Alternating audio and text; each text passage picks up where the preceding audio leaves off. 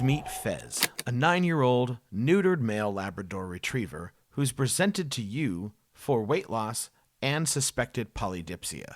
The family is unsure if he is concurrently polyuric, but they can tell you that his appetite is just fine.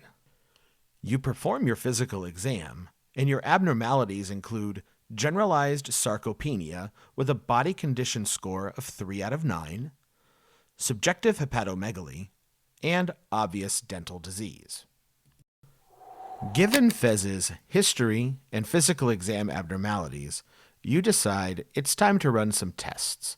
Your minimum database includes a complete blood count, serum biochemical profile, urinalysis, and total thyroxine level.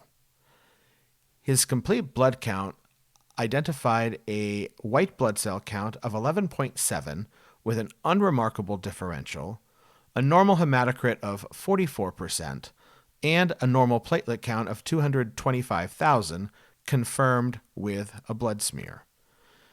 His albumin was normal. His potassium was slightly low at 3.4 millimoles per liter. His ALT was mildly elevated at 134 units per liter.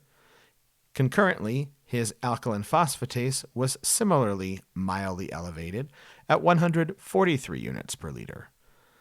He did have moderate hyperglycemia, 521 milligrams per deciliter, as well as mild hypertriglyceridemia at 178 milligrams per deciliter.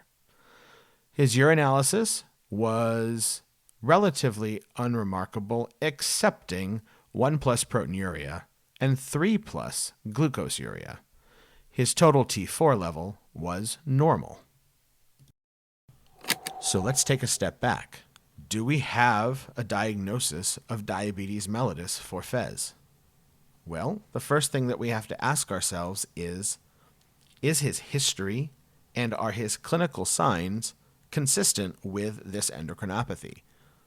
Well, of course the answer is yes. We also need to look at our test results.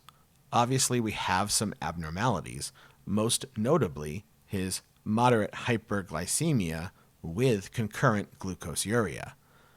Before we make a diagnosis of diabetes mellitus, however, we need to ensure that these are fasted abnormalities. And unfortunately, for these test results, Fez was not fasted for at least 12 hours. So what are your options if you find yourself in this type of scenario? You have a patient with a history and clinical presentation consistent with diabetes mellitus, but they weren't fasted prior to obtaining your minimum database. Well, you have two major options.